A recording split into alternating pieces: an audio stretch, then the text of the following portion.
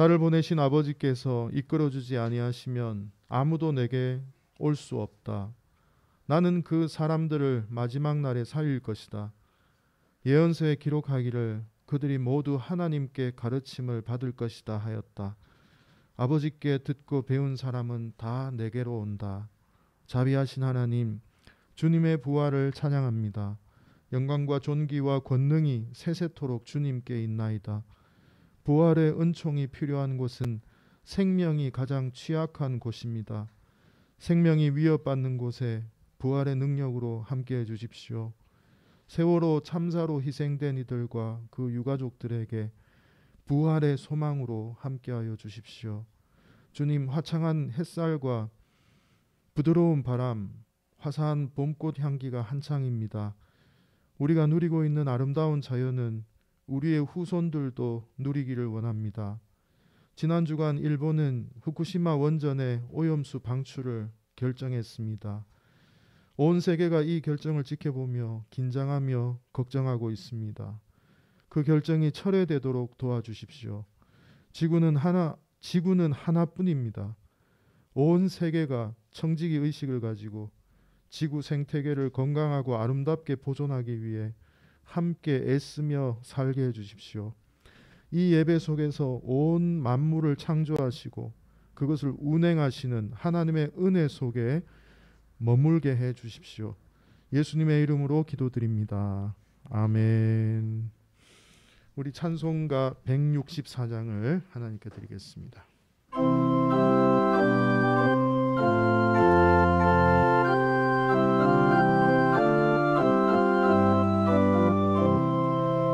예수 부활했으니 할렐루야. 만민 찬송하여라.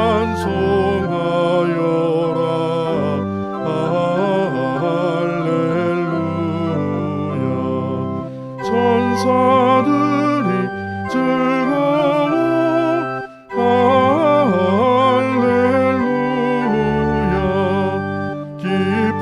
찬송 부르네. 할렐루야.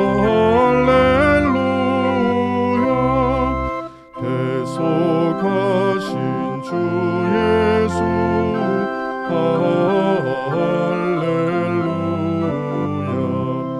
선한 싸움 이겼네. 할렐루야. 천사 만세 이기고 할렐루야. 하늘 문을 여셨네. 할렐루야. 마귀 권세 이긴 주.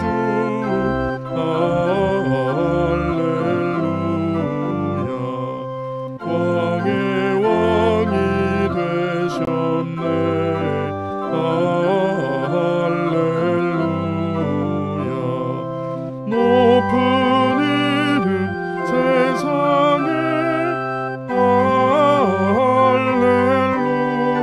할렐루야. 널리 반포하여라.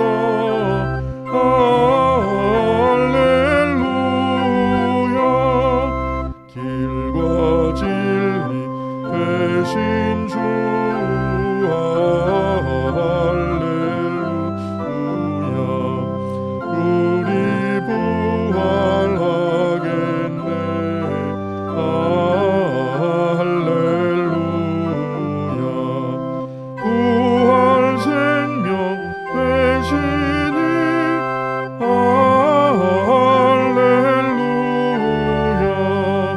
우리 부활하겠네. 할렐루야.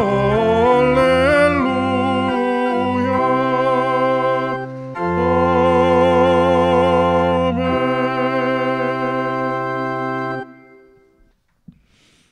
네, 함께 드리는 기도를 함께 드리겠습니다. 오늘 함께 드리는 기도는 이문재 시인의 오래된 기도라는 시로 함께 기도를 드리겠습니다. 가만히 눈을 감기만 해도 기도하는 것이다. 왼손으로 오른손을 감싸기만 해도, 맞잡은 두 손을 가슴에 모으기만 해도,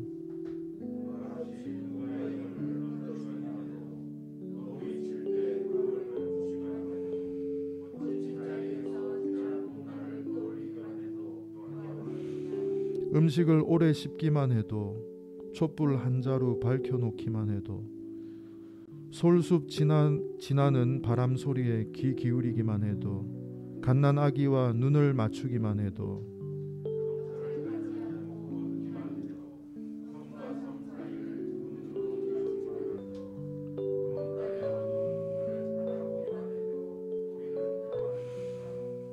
바다에 다 와가는 저문 강의 발원지를 상상하기만 해도, 별똥별의 앞쪽을 조금 더 주시하기만 해도,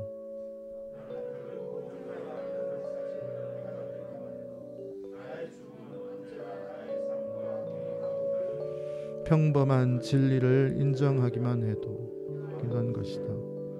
공이 들어 하늘을 우르며 숨을 천천히 들이마시기만 해도.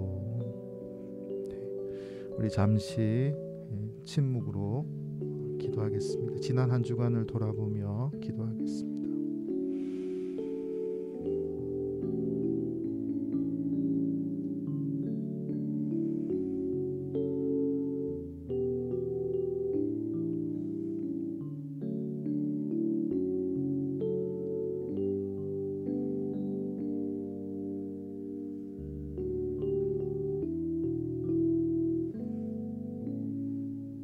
다 함께 나머지 기도를 드리겠습니다. 창조주 예수 그리스도 위로자를 기억하며 평화가 여러분 안에 그리고 여러분과 언제나 함께 하시기를 기도합니다. 아멘. 오늘 이 예배를 위해서 빈센트 강영수 교우님께서 기도 인도해 주시겠습니다.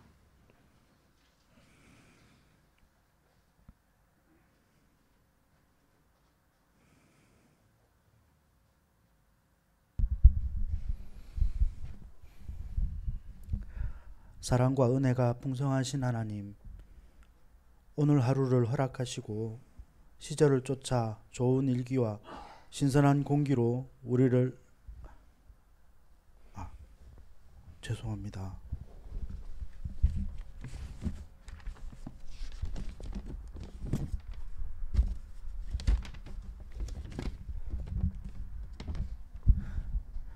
전능하신 하나님, 오늘 우리에게 은혜를 베푸시어 함께 모여 예배하는 귀한 시간을 허락하셔서 감사하나이다. 아멘. 부활하신 주님, 이 시간 예배 가운데 평화로 함께 하소서. 아멘. 은혜의 주님, 우리들은 눈부신 봄날 4월의 날들을 보내고 있습니다. 산과 강과 새들의 노래와 꽃들이 주는 아름다움을 감사하나이다. 아멘. 이 좋은 선물을 주신 주님을 찬양하며 우리 후손들을 위해 잘 보존할 수 있도록 지혜를 주시고 감사한 마음으로 즐길 수 있게 하소서. 아멘. 하지만 주님, 이렇게 눈부신 날들을 함께 누리지 못하는 우리 이웃들이 아직 이 땅에는 많이 있습니다. 자비하신 주님, 구하오니 이 땅에 소외된 이들, 고통받는 이들, 함께 있음에도 인정받지 못하는 이들을, 그들의 상처들을 돌보시고 회복시켜 주소서. 아멘. 또한 이웃을 외면하는 우리의 냉정함을 없애시고 이 땅에서 주님의 정의와 평화를 이루어가는 커다란 숲 교우들이 되게 하소서. 아멘. 우리 주 예수 그리스도 이름으로 기도하나이다. 아멘.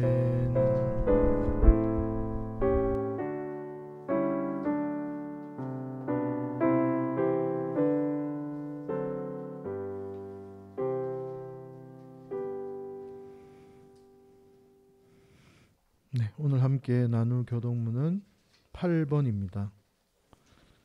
8번 교동문 8번 10편 14편을 함께 교독하겠습니다.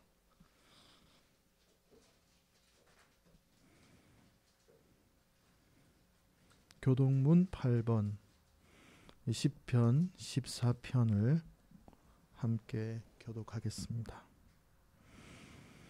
어리석은 자는 그의 마음에 이르기를 하나님이 없다 하는도다.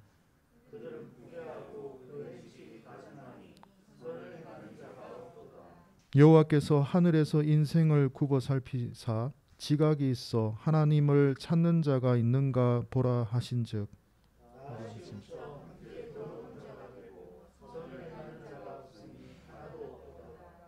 죄악을 행하는 자는 다 무지하냐. 그들이 떡 먹듯이 내 백성을 먹으면서 여호와를 부르지 아니하는도다.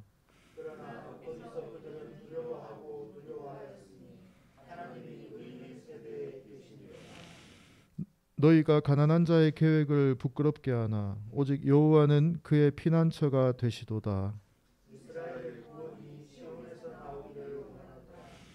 여호와께서 그의 백성을 포로된 곳에서 돌이키실 때에 야곱이 즐거워하고 이스라엘이 기뻐하리로다. 아멘. 우리 찬송가 85장을 드리겠습니다.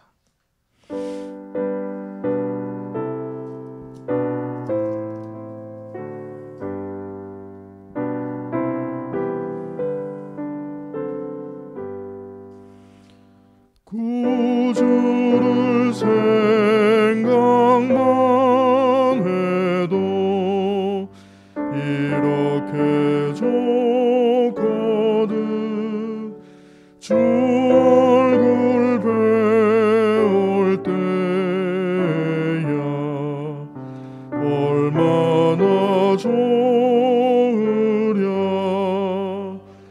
만민의 구주 예수의 귀하신 이름은 천지에 있는 이름 중 비할 데 없도다. 참 회개하는 자에게 소망이 되시고 구하고 찾는 자에게 기쁨이 되신다. 예수의 넓은 사랑은 어찌다 말하랴. 주 사랑받은 사람만 그 사랑 알도다. 사랑의 구주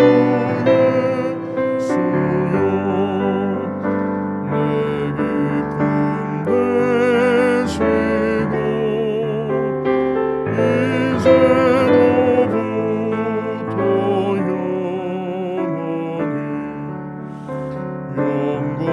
내 기쁨 되시고 이제로부터 영원히 되소서.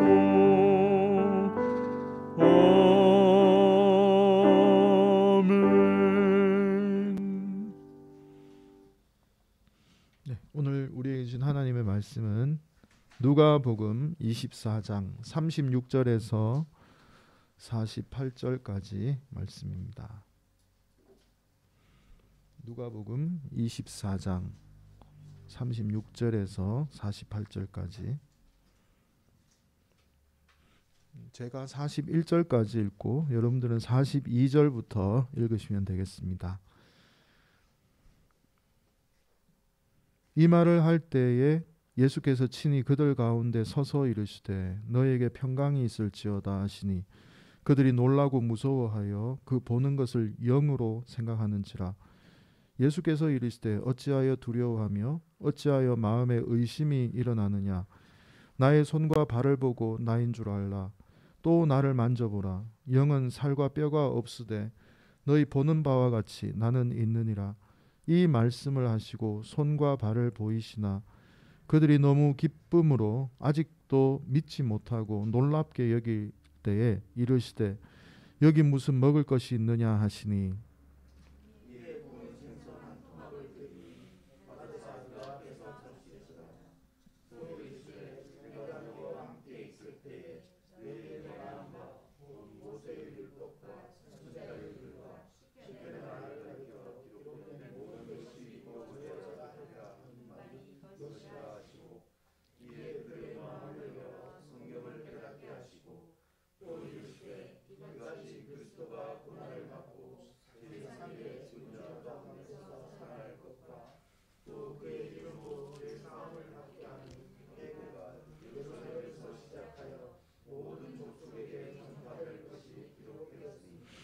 너희는 이 모든 일의 증인이라. 아멘. 이는 하나님의 말씀입니다. 하나님 감사합니다. 너희는 이 일의 증인이다 라고 하는 제목으로 하나님 말씀 함께 나누겠습니다. 지난 금요일은 세월호 참사 7주기였습니다. 우리 또한 커다란 숲 교회가 창립된 이후에 또 한 번의 귀한 공동체의 경험이 있었던 날입니다. 세월호 분향소의 시민 상주로 참여한 우리 공동체의 기억은 앞으로 우리 공동체가 나아가는데 큰 의식의 일치를 이루게 할 것이라 생각합니다. 한 시간의 봉사였지만 우리 모두에게 큰 기억으로 남아 있을 것입니다. 함께 해주신 교우님들 또 마음으로 또 함께 해주신 우리 모든 교우님들께 감사를 드리고 우리 모두가 함께 성장하는 시간이 되었으리라 그렇게 생각합니다. 세월호 참사는 우리나라 역사를 뒤바꾼 사건이었습니다. 국가적으로 보면 아마 그리스도의 죽음과 부활만큼이나 국가적으로 또 우리나라의 역사적으로 중요한 의미를 저는 지닌다고 저는 생각을 합니다. 단지 정권이 교체된 의미를 넘어서 세월호의 이전과 이후에 국가가 완전히 달라지는 경험을 우리는 하게 되었고 또 세월호를 기억하는 한 국민들은 어떤 통치자가 나타나더라도 깨어 있을 수 있는 계기가 되었다는 그런 생각을 합니다. 권력자들이나 기득권에게 세월호를 기억하는 한 우리는 쉽게 머리를 조아리지 않을 것입니다. 세월호의 진상을 규명해 나가는 과정과 그 속에서 또 국가의 민낯이 드러났습니다. 안전한 국가라는 정부의 역할에 대한 국민의 의식의 변화는 거의 혁명적이라고 저는 생각을 합니다. 그러나 아직도 세월호의 진상이 또 규명되지 않았습니다. 우리는 그래서 세월호의 희생자들과 유가족들에게 갚을 수 없는 큰 빚을 지고 있다 그렇게 생각을 합니다. 끝까지 우리가 기억하고 깨어 있어야 할 이유이기도 합니다. 마지막까지 또 관심을 놓치지 마시고 또 세월호의 희생자들과 유가족 그리고 진상규명과 책임자 처벌을 끝까지 잊지 말고 우리가 지켜보아야 하겠습니다. 올해 이 세월호의 그 세 가지 이 핵심 단어가 기억, 약속, 책임이었습니다. 굉장히 중요한 말이 아닌가. 기억만 하는 것이 아니라 또 우리가 함께 약속한 것을 또 함께 지킬 수 있는 그 책임이 우리에게 있다는 생각을 합니다. 이 기억, 약속, 책임 이 세 가지를 늘 마음에 품으면서 또 함께 또 세월호의 진상 규명과 또 마무리를 위해서 함께 동참하셨으면 좋겠습니다. 우리 세월호를 기억하는 것처럼 기독교라는 종교의 본질도 기억하는 것입니다. 여러분 신앙은요 기억하는 거예요. 안식일을 기억하고 지키라고 그렇게 말합니다. 출애굽의 구원의 역사를 끊임없이 반복하면서 그들은 고백하고 기억했습니다. 폰나드라고 하는 구약 신학자는 그 있잖아요. 우리는 소수 민족으로서 방황하는 히브리 민족으로서 그렇게 살았는데 그 고난 받았을 때 하나님이 우리의 신음소리를 들으시고 내려오셔서 뭐 이런 고백 있잖아요. 그 신명기에 보면 그 이스라엘 최초 신앙 고백이 있습니다. 끊임없이 구원의 역사를 기억하고 고백함으로써 하나님과 함께 동행하는 삶을 산 민족이 바로 히브리 민족이거든요. 기독교도 똑같습니다. 히브리 민족이 마치 그 바벨론 포로 시절에 그 강가에서 울었다라고 고백했듯이 그것을 기억하면서 노래하듯이 또 예수님은 성찬을 베푸시면서 이것을 기념하여 기억하라라고 말씀하셨듯이 우리의 모든 기독교적인 종교적 행위는 기억에 기반하고 있습니다. 기억하는 행위예요. 예배도 기억하는 행위입니다. 하나님이 우리를 위해서 행하셨던 일들을 함께 나누고 기억하는 것이죠. 그것을 돕는 행위가 또 예배라고 할 수 있습니다. 예수님께서 행하신 가르침과 삶을 기억시키고 그것을 체화시키는 것, 그것이 예배입니다. 그래서 찬양하고 같이 기도하는 것이거든요. 잘 기억하는 것, 그것이 신앙생활을 잘 하는 것입니다. 잘 잊어버리면 그 배은망덕한 삶이 되는 것이죠. 오늘 예배는 초기 기독교 공동체 안에서 형성되었던 예수님의 부활에 대한 이야기, 거기서도 아주 중요한 예수님의 부활하신 예수님의 육체성에 대한 기억을 상기시켜주고 있습니다. 오늘 우리가 읽었던 누가복음 24장은 누가복음의 마지막 장인데요. 24장 처음부터 이렇게 진행이 됩니다. 24장 시작하면서 예수님의 무덤으로 찾아간 여인들이 두 사람을 만나게 됩니다. 두 사람이라고 되어 있는데 세 번역에 보면 두 남자라고 되어 있습니다. 사실 두 남자가 정확한 말인데 이제 무덤에 찾아갔던 그 여인들이 있었는데 그 무덤에서 두 남자를 만나게 됩니다. 여인들은 그 두 남자를 통해서 부활의 소식을 듣게 되죠. 그 여인들이 11 제자와 다른 이들이 모인 곳에 이제 가게 됩니다. 가서 부활의 소식을 이제 알립니다. 이 여인들이. 근데 여기 보면 사도들은 여인들의 말을 믿지 않아요. 제가 지난번에 말씀드렸듯이 이 당시만 해도 여인들의 말을 신뢰하지 않았습니다. 사실 여기도 복음서에도 그런 내용이 나와요. 여인들이 다 공통적으로 말을 해도 그 여인들의 말을 믿지 않는 사도들이 나옵니다.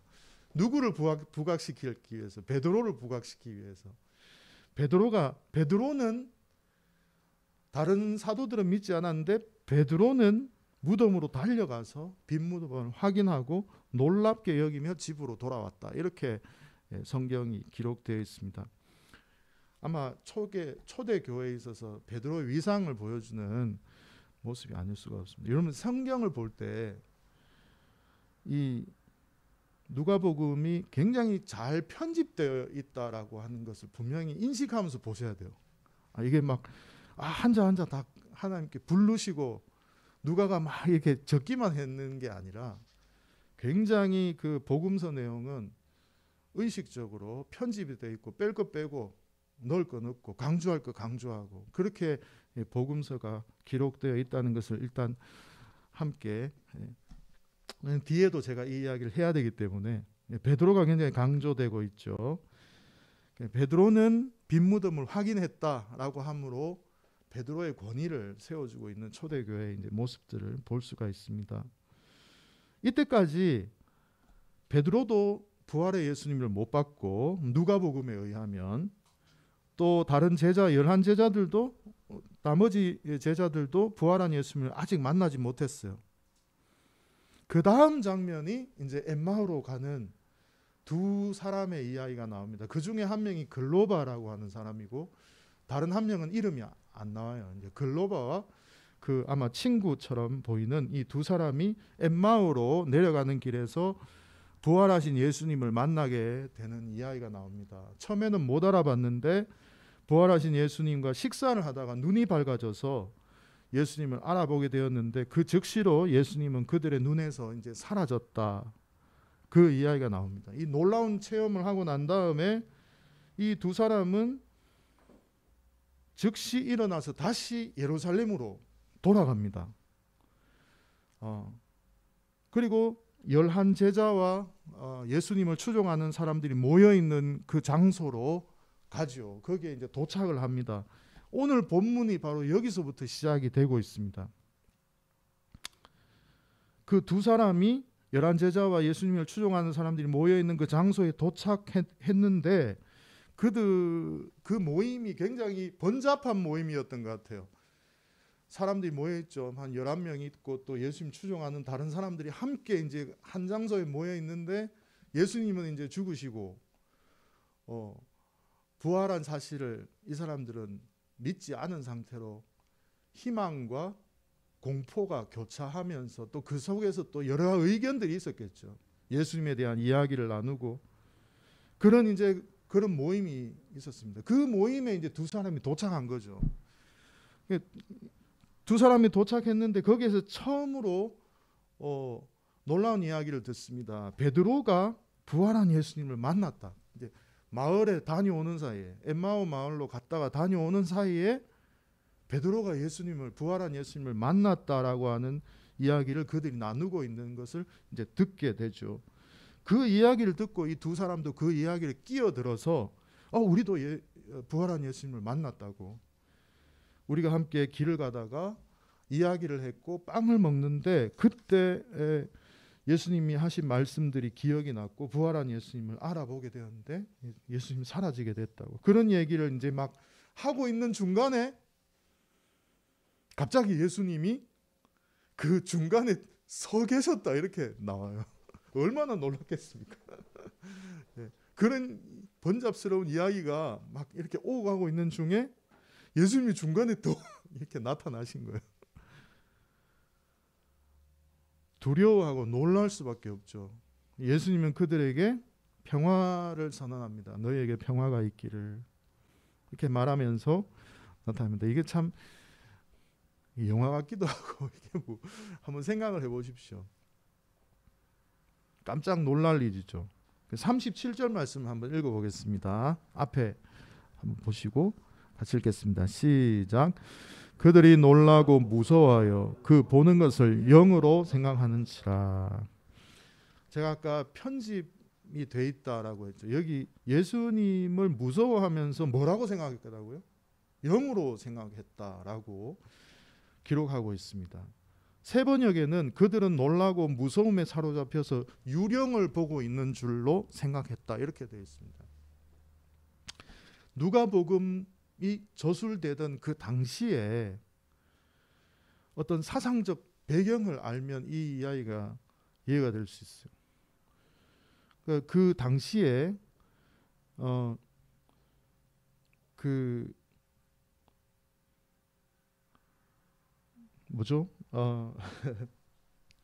부활에 대해서 의심하는 유대인들이 있었고 또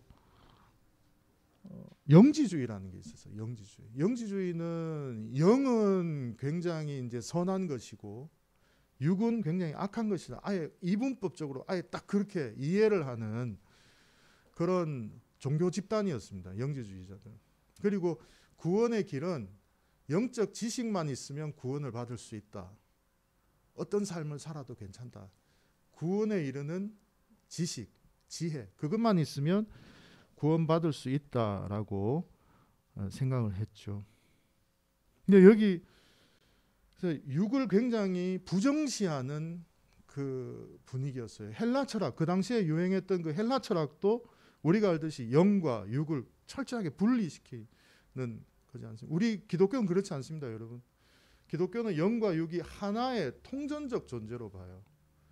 근데 바울이 너무 헬라 철학의 영향을 너무 강하게 받아서 이걸 자꾸 분리시켰지만 바울의 신학도 잘 보면 이 영과 육이 하나이다라고 하는 것을 바울이 말하는 걸 알 수가 있습니다. 기독교의 독특한 면인데 하여튼 지금 영으로 생각했는데 뒤에 이제 예수님의 육체성이 굉장히 강조되는 이야기들이 나와요. 이게 영지주의와 헬라주의를 염두에 두고 지금 복음서를 편집하고 있기 때문에 이런 강조되는 내용들이 나온다는 것을 기본적으로 좀 알고 계속 한번 읽어 나가 보겠습니다.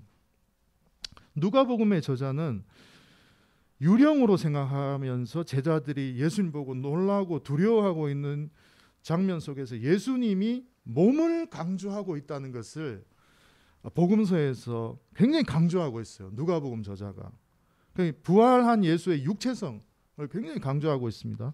39절을 한번 읽어보겠습니다. 같이 시작. 내 손과 발을 보고 나인 줄 알라. 또 나를 만져보라. 영은 살과 뼈가 없으되 너희 보는 바와 같이 나는 있느니라. 나를 보아라. 나를 만져보아라.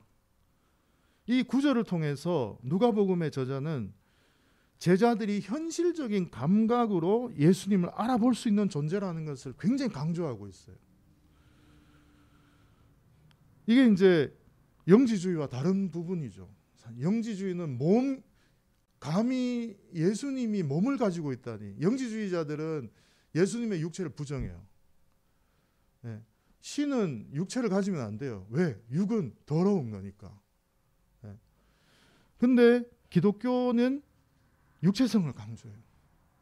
네. 누가복음의 독특한 면이고, 이게 이제 기독교가 가진 굉장히 그 당시로서는 도저히 생각할 수 없는 그 사상적 분위기에서는 상상할 수 없는데 누가복음의 저자는 이렇게 기록을 하고 있습니다.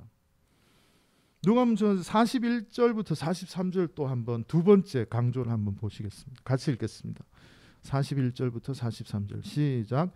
그들이 너무 기쁨으로 아직도 믿지 못하고 놀랍게 여기실 때에 이르시되 여기 무슨 먹을 것이 있느냐 하시니 이에 구운 생선 한 토막을 드리니 받으사 그 앞에서 잡수시더라. 예수께서 그들의 눈앞에서 음식을 드셨다라고 기록을 하고 있습니다. 음식을 함께 먹었다는 것만큼 육체성을 생생하게 확인할 수 있는 이야기가 있을까요? 같이 밥을 먹었는데. 네. 굉장히 육체성에 대해서 부활한 예수의 육체성에 대해서 굉장히 강하게 언급을 하고 있는 것을 볼 수가 있습니다. 누가복음 저자는 여기에서 더해서 예수님의 육체가 예수님이 부활하기 이전의 육체와 부활한 이후의 육체가 달라졌다라는 것을 보여줍니다. 즉 시공간에 제한받지 않고 육체는 원래 3차원적이잖아요. 시간과 공간에 제약을 받지 않습니까? 제가 이걸 통과할 수가 없습니다. 제가 이렇게 손으로 통과를 할 수가 없죠. 근데 예수님이 몸은 가지셨는데 시공간에 제약을 받지 않는 모습을 지금 보여주고 있습니다. 아주 독특한 면이에요. 누가복음 그 저술될 그 당시의 상황을 상정해도 굉장히 독특한 이야기가 아닐 수가 없습니다. 그리스도교의 역사 속에서 부활하신 예수님의 몸은 굉장히 많은 논란의 대상이 되었습니다. 육체성, 그리스도의 육체성, 그리스도가 진짜 육체를 가지고 있느냐? 더 나아가서 그리스도는 정말 인간인가? 라고 하는 이 질문, 이게 굉장히 논란이 많이 되었죠. 성경 안에도 보면 부활하신 예수님의 부활체에 대한 개념이 조금씩 발전하고 있다는 것을 볼 수가 있습니다. 기독교 초기에는 바울이 이제 정리를 하죠. 바울은 어떻게 부활체를 정리합니까? 복음서는 나중에 나왔어요. 바울의 서신이 먼저입니다. 그러니까 바울 서신이 더 초기의 문서들이에요. 바울은 제일 처음에 부활체를 이렇게 말을 합니다. 하늘에 속한 몸, 예수님이 부활에 대해서 고린도전서 15장에 보면 하늘에 속한 몸, 신령한 몸, 이런 식으로 표현을 하면서 이건 몸도 아니고 아니 진짜 영도 아니고 애매한 표현이에요. 신령한 몸, 하늘에 속한 몸, 이런 식으로 이제 표현을 했습니다. 우리가 생각하고 있는 온전한 몸의 개념이 아닌 영적인 것과 이 육체, 몸이 흡사하게 이렇게 애매하게 섞여 있는 것을 알 수가 있습니다. 초기에는 그렇게 예수님의 부활체에 대해서 이해를 바울을 통해서 이해를 했는 것 같습니다. 그로부터 20-30년 후에 마가복음이 나오는데 마가복음에는 아예 부활 기사가 안 나와요. 네. 그 마가복음 16장까지 있는데 16장에 보면 관로가 돼 있어요. 16장. 거기 부활 기사가 있습니다. 근데 관로가 돼 있고 보시면 고대 사본에는 원래 없다라고 돼 있어요. 후대에 첨가되어 있다라고 각주가 달려져 있습니다. 우리 어디죠? 성서 공회에서 나온 공식적인 문헌에 보면 그 성경에 보면 16장은 고대 사본에는 없는데 후대에 나오기 때문에 넣어놨어요. 그러니까 초기에는 문헌에 그게 없었는 거예요. 부활 이야기가. 그냥 빈문업을 보고 깜짝 놀라면서 맞춰버려요. 그게 마가복음의 마무리입니다. 부활 이야기가 아예 없어요. 근데 그로부터 또 한 20년 후에 마태복음이 나와요. 마태복음에는 드디어 예수님의 부활이가 아마 부활 이야기가 완성이 되었던 것 같아요. 초대교회 역사 속에서. 그래서 이제 예수님의 부활 이야기가 들어갑니다. 그때 처음으로 예수님의 몸에 대한 언급이 나옵니다. 그로부터 조금 더 뒤에 누가복음이 나오는데 누가복음에는 예수님의 몸이 등장할 뿐만 아니라 오늘 봤듯이 막 먹었다 이런 내용도 이제 나오고요. 요한복음에는 이제 예수님이 뭐 부활체 이상으로 완전히 신이 되어버린 요한복음에는 그렇게 아예 처음부터 1장부터 신으로 소개하면서 뒤에 예수님의 모습은 완전히 신적인 예수님의 모습이고 예수 뭐 도마가 뭐 손가락도 넣어보고 막 이런 더 강렬한 몸과 신적 존재 이 두 가지가 존재하고 있는 더 정립된 그런 마가복음의 부활체를 우리가 볼 수가 있습니다. 근데 이제 왜 예수님의 육체성이 강조될 수밖에 없었을까? 아까 방금 말씀드렸듯이 그것 때문에 이교도들의 공격 때문이었습니다. 예수가 신이면 육체를 가지면 안 되지라고 하는 그런 이제 이단들의 공격이 있었던 것이죠.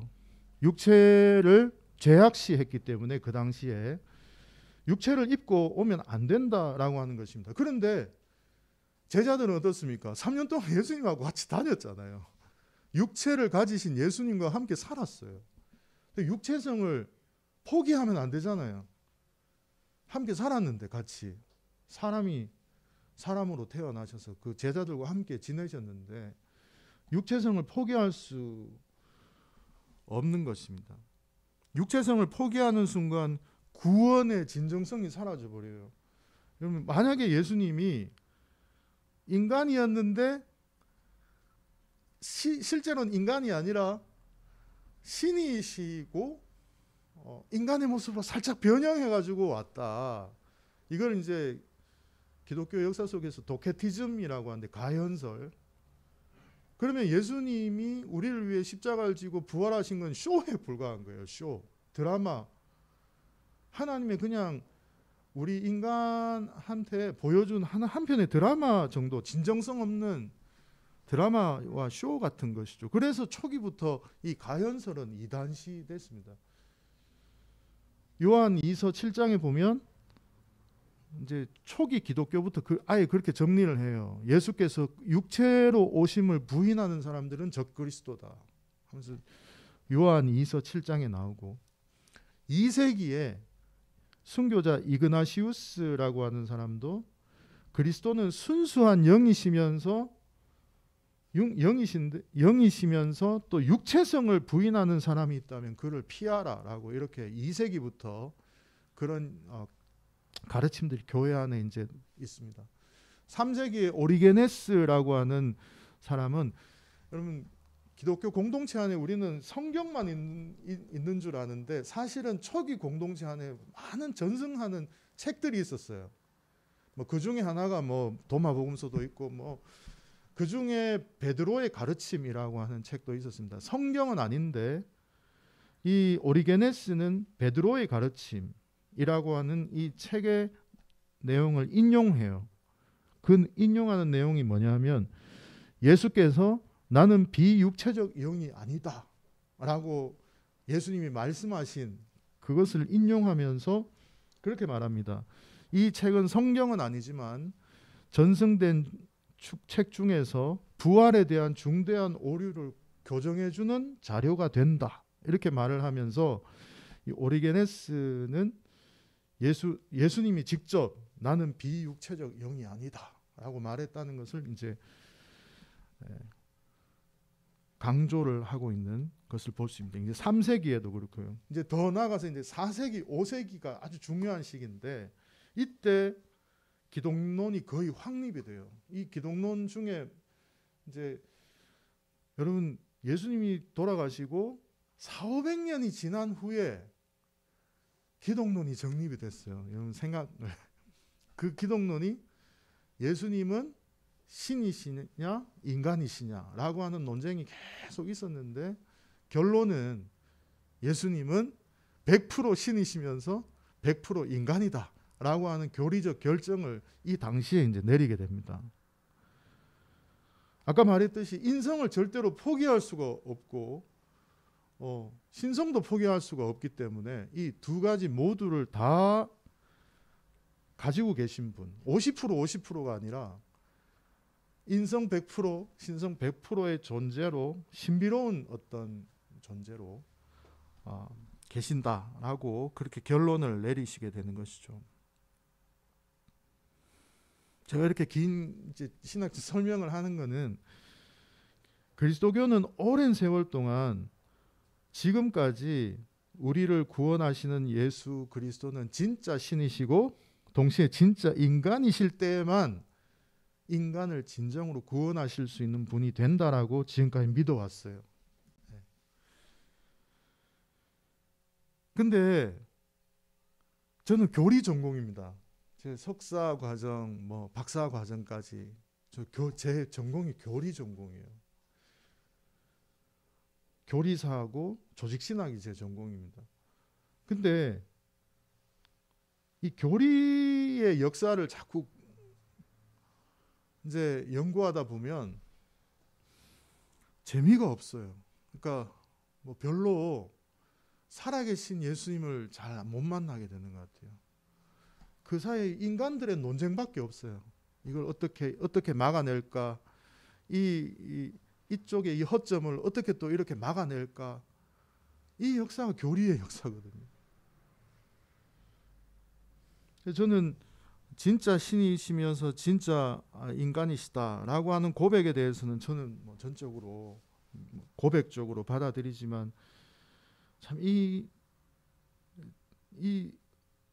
역사적으로 이 해석해 나오는 이 과정 속에서 사실은 인간들의 이 논쟁이라는 게 한계가 늘 있다라는 것을 고백할 수밖에 없습니다. 육체성을 이야기해야 하는데 몸을 죄악시했던 당시 영지주의나 헬라 철학을 굉장히 의식하면서 누가복음이 저술되었다라고 하는 것을 우리는 일단 알고 복음서를 봐야 한다는 것을 제가 말씀을 드립니다. 그 이제 누가복음을 저술했던 그 누가 공동체 사람들, 그 사람들은 이제 확장을 시켜요.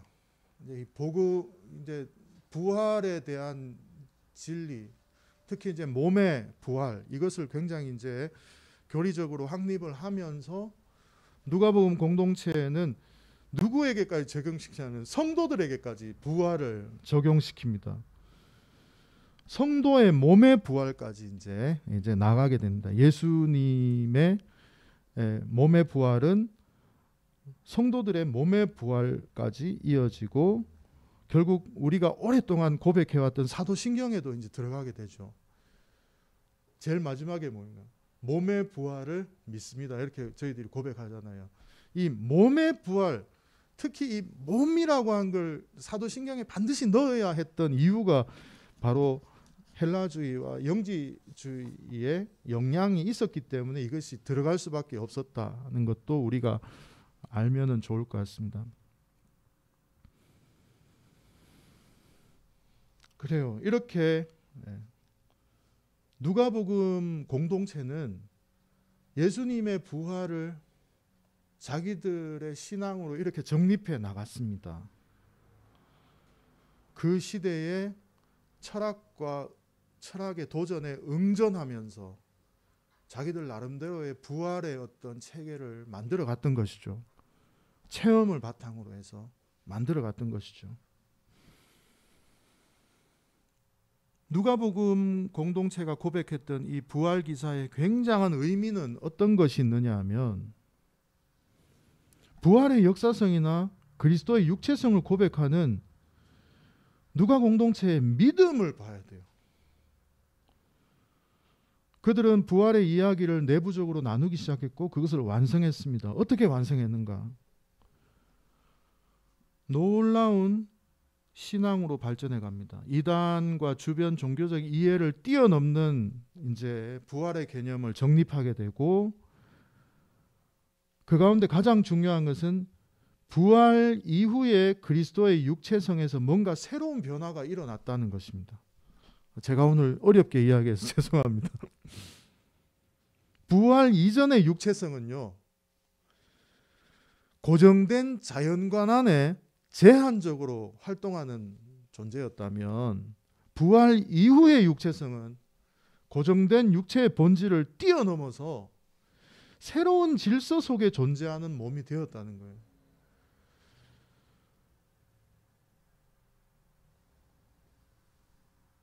이것은 이 놀라운 이 사실, 그러니까 더 이상 이 자연 세계 속에 우리의 몸이 제한되지 않고 이것을 뛰어넘는 몸으로 새롭게 된다는 이 비전, 이 희망, 이것이 이제 정립되기 시작합니다. 마가복음 27장 말씀인데 같이 한번 읽어보겠습니다. 앞에 한번 읽어보겠습니다. 27장 52절 53절 같이 읽겠습니다. 시작. 무덤이 열리고 잠자던 많은 성도의 몸이 살아났다. 그리고 그들은 예수께서 부활하신 뒤에 무덤에서 나와 거룩한 도성에 들어가서 많은 사람에게 나타났다. 예수님이 이제 십자가에서 죽으시면서 무덤이 열리고 잠자던 많은 성도들의 몸이 살아났다. 이것을 기록하고 있습니다.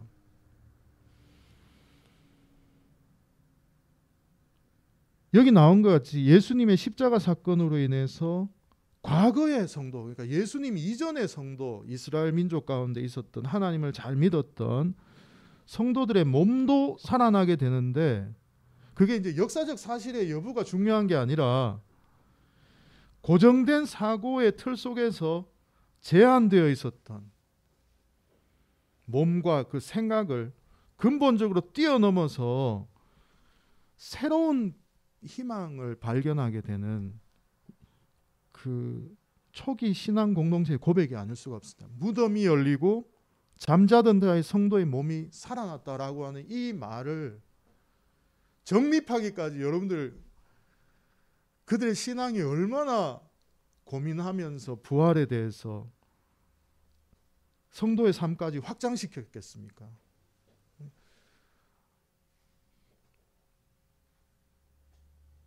기독교 공동체가 지금까지 살아있을 수 있었던 이유는 이 부활의 능력을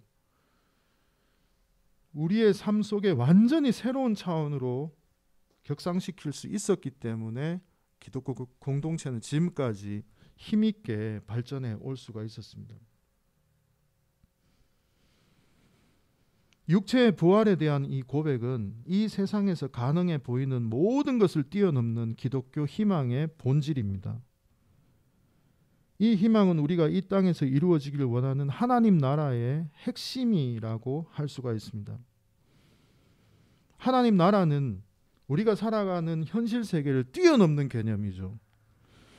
부활의 깨달음은 우리를 오늘도 영원한 희망, 죽음을 넘어서는 하나님 나라를 향해 나아가는 참된 자유인이 되게 합니다. 그것이 그리스도가 말하는 위대한 부활에 대한 깨달음이라고 할 수 있습니다. 오늘 이제 복음서로 다시 돌아오면 이제 누가복음 공동체는 예수님의 제자들과 그 따르던 사람들이 이제 모여 있죠. 막 예수님에 대한 이야기를 막 나눕니다. 희망과 공포 속에서 예수님의 기억을 막 확장시켜 나갑니다. 그들은 점점 서로의 이야기를 듣게 되고 서로의 경험을 나누게 되고 예수님의 부활을 함께 확신하게 되고 나아가서 직접 영적으로 체험하게 됩니다. 특히 그들은 성경을 읽으면서 새롭게 깨닫기 시작했다라고 오늘 성경은 기록하고 있습니다. 한번 여기 읽어보겠습니다. 44절부터 47절까지 우리 성경 있으시면 한번 읽어봤으면 좋겠습니다. 44절부터 47절. 중요한 것은 여기 보면 성경을 깨닫게 되었다고 말합니다. 같이 읽겠습니다. 시작. 또 이르시되 내가 너희와 함께 있을 때에 너희에게 말한 바 곧 모세의 율법과 선지자의 글과 시편에 나를 가리켜 기록된 모든 것이 이루어져야 하리라 한 말이 이것이라 하시고 이에 그들의 마음을 열어 성경을 깨닫게 하시고 또 이르시되 이같이 그리스도가 고난을 받고 제3일에 죽은 자 가운데서 살아날 것과. 여러분 여기 보면 예수님이 마치 이제 이야기한 것처럼 돼 있는데 사실은 성경학자는 그렇게 이야기합니다. 사실은 누가 공동체가 깨달은 것을 이렇게 기록했다라는 것이죠. 그러니까 부활을 기점으로 해서 그들은 성경을 새롭게 깨닫게 된 거예요. 율법서와 예언자의 말씀 속을 다시 들여보니까 그 속에 그리스도께서 고난을 받으시고 부활하시고 새로운 희망을 주는 그런 이야기들이 이전에 이미 성경 속에 있다라는 것을 발견했다는 것이죠. 여러분 여기에 나오는 성경은 신약 성경이 아니에요. 이때는 신약 성경이 없었습니다. 여기에서 말하는 건 구약이에요. 구약. 히브리 성경. 히브리 성경을 다시 이제 읽어보니까 이전에 우리의 앞에서 살았던 우리의 조상들이 기록했던 그 내용들 속에 이미 그리스도께서 고난을 당하시고 부활하게 될 것을 말씀하셨다는 것을 발견해내고 새롭게 정립하기 시작하는 것이죠. 예수께서 성경대로 사셨고 결국 예수께서 그 예언들을 이루셨고 그 모든 것이 하나님의 계획 속에 있었다는 것을 고백하기 시작했던 거예요. 누가복음 공동체가. 뭐를 기점으로? 부활을 기점으로. 그들은 그렇게 부활하신 예수님이 우리에게 가르쳐 주셨다 이렇게 이제 고백을 하게 된 것이죠. 그렇게 정립되어서 지금 오늘 우리에게까지 오고 있습니다. 제가 이렇게 오늘 좀 길지만 이 말씀을 드리는 것은 초대교회 기독교인들은 그들의 현실 속에서 성경을 완전히 새롭게 해석한 거예요. 유대 민족이 지금까지 해왔던 해석 방법이 아니라 완전히 부활을 기점으로 해서 부활이라고 하는 그 주제를 가지고 이전에 가르쳐왔던 성경을 완전히 새롭게 해서 그들은 정립해 나왔던 것입니다. 우리도 예수님의 부활을 이 시대 속에서 더 큰 가치로 만들어 나가야 할 책임이 있어요. 그것이 오늘 너희들이 증인이다라고 하는 말에 저는 결론적인 말씀이라고 생각합니다. 우리의 믿음의 선배들이 초대 기독교 공동체를 형성하면서 부활을 가지고 기독교라고 하는 어마어마한 이 비전을 바라보면서 그 당시에 도전들에 응전하면서 부활을 전했던 사도들이 된 것처럼 우리도 이 부활 안에 담겨있는 이 가치, 부활의 의미를 평화와 사랑의 가치를 만들어 나가는데 이 부활을 확장시켜 나갈 수 있어야 된다라고 하는 것을 오늘 이 누가 공동체를 통해서 알 수가 있습니다. 예수님이 오늘 우리에게 말합니다. 지금 여기 예루살렘에서 시작된 복음의 이야기에 너희들이 증인이다 라고 그렇게 말씀을 하고 있습니다. 부활의 신비를 깨달은 자만이 진정한 그리스도인이 될 수 있고, 부활의 삶을 살아감을 통해서 하나님 나라는 우리를 통해서 이루어지게 될 것입니다. 부활의 증인이 되시는 저와 여러분이 다 되시길 바랍니다. 기도하겠습니다. 부활의 주님, 우리는 예수님의 부활 이야기 속에서 영원한 희망과 가능성을 발견하게 됩니다. 예수님의 부활은 세상의 시스템과 생각을 뛰어넘어 새로운 세계, 하나님 나라를 상상하게 합니다. 그 나라를 향해 나아가게 합니다. 우리를 절망하게 하는 수많은 세상의 이유 속에서도 결코 절망하지 않고 부활 소망 안에서 더 큰 희망을 품고 살아갈 수 있는 용기를 가지게 됩니다. 우리가 이 희망과 복음의 증인이 되게 해 주십시오. 예수님의 이름으로 기도드립니다. 아멘. 네, 우리 아까 배웠던 찬양을 같이 드리겠습니다.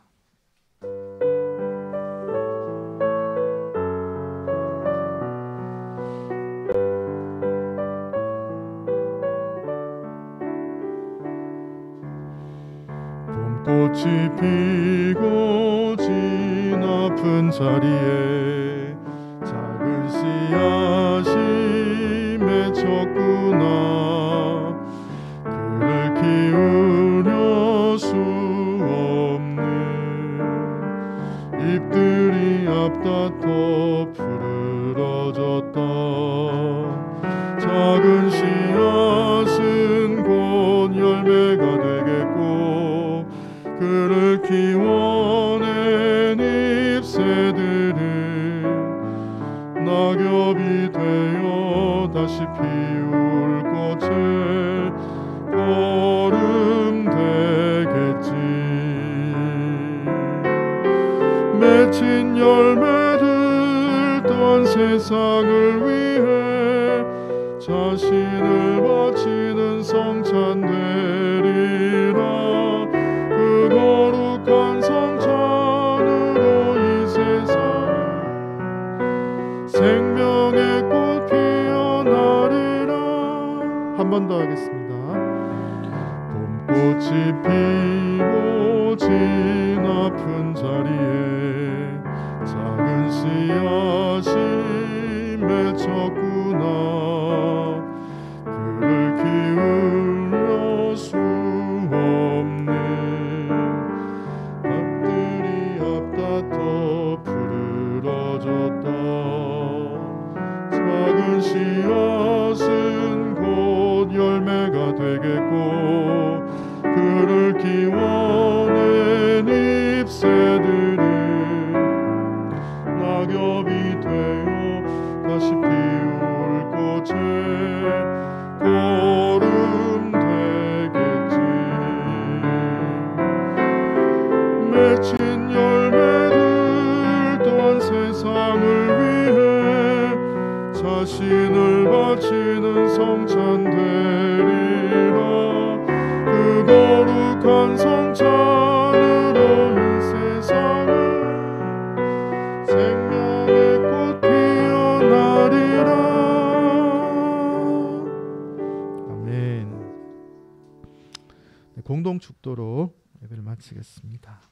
우리 같이 읽겠습니다. 당신의 마음속에 한 노래를 간직하고 세상을 향해 나가세요. 귀 기울여 당신을 격려하는 노래를 들으세요. 소망을 나누세요. 우리들이 경험한 하나님을 서로 이야기합시다.